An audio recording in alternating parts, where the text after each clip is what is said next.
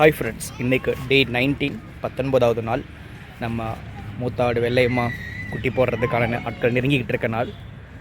பார்ப்போம், அது எங்கே கட்டியிருக்கிற இடத்துக்கு போவோம். என்ன கண்டிஷனில் இருக்குது, உடலமைப்பில் ஏதாவது மாற்றம் அடைஞ்சிருக்கா அப்படிங்கிறத பார்ப்போம். ஃப்ரெண்ட்ஸ், ஆடு இங்கே தான் மேய்ஞ்சிட்ருக்கு. இன்றைக்கு 19வது நாள் ஸ்டேட்டஸ்.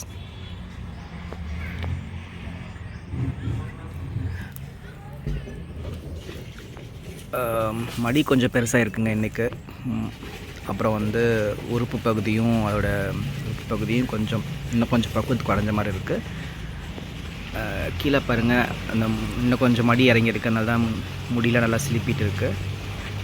மடி நல்லாவே கொஞ்சம் இறங்கியிருக்குங்க. ஆனாலும் இன்னும் காம்புலெல்லாம் முடி கொட்டலைங்க.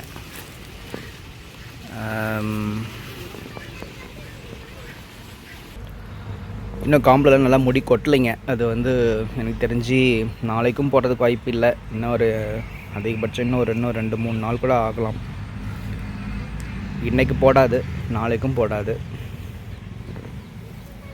மடி ஆனால் கொஞ்சம் அதோட ஷேப் மாறி கொஞ்சம் கீழே இறங்க ஆரம்பிச்சிருக்குங்க. முன்னே வயிற்றோட ஒட்டி தான் இருக்கும், காம்பு மட்டும் கீழே இறங்கிட்டு இருந்தது.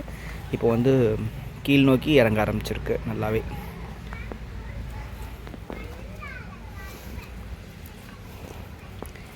தெரிஞ்சு வேறு பெருசாக இன்னும் கூட அந்த வால் பகுதியில் குழி விழலைங்க.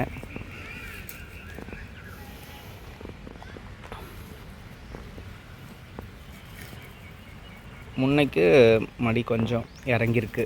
நேற்று பார்க்கும்போது பக்கத்து காட்டில் இன்னும் கொஞ்சம் இறங்கியிருக்கு. எனக்கு அந்த டிஃப்ரென்ஸ் நல்லா தெரியுது. அப்புறம் காம்பு பகுதியும் கூட ஒரு முன்ன மேல் பகுதி மட்டும் கொஞ்சம் லைட்டாக பெருத்த மாதிரி இருந்தது. இப்போ கொஞ்சம் கொஞ்சமாக அதோட ஃபுல் ஷேப் நல்லா ஃபார்ம் ஆகிட்டு இருக்குது. ஓகே ஃப்ரெண்ட்ஸ், இந்த சேஞ்சஸ் தான் நம்ம இன்றைக்கி பார்க்குறேன். நேற்று கம்பேர் பண்ணும்போது இன்றைக்கி பெருசாக சேஞ்சஸ் அதுவும் ஆகலை. ப்ளஸ் குட்டி போடுறதுக்கான ஒரு முக்கியமான அறிகுறிகளான இந்த கோலை அடிக்கிறது, அப்புறம் இந்த வால் பகுதியில் குழி விழுறது, பால் சுரக்கிறது, இந்த மாதிரி எந்த விஷயமும் இன்றைக்கி நடக்கலை. அதனால் இதுக்கு மேலே அந்த சேஞ்சஸ் தான் நம்ம மெயினாக பார்க்க போகிறோம்.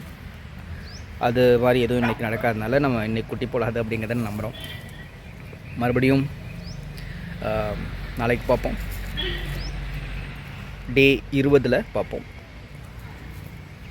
அது வரைக்கும் நினைஞ்சிருங்க. நானும் உங்களுக்கு போல் ஆசையாக இருக்கேன் எனக்கு போகணும் அப்படிங்கிறத கணிக்கிறதுக்காக. நன்றி.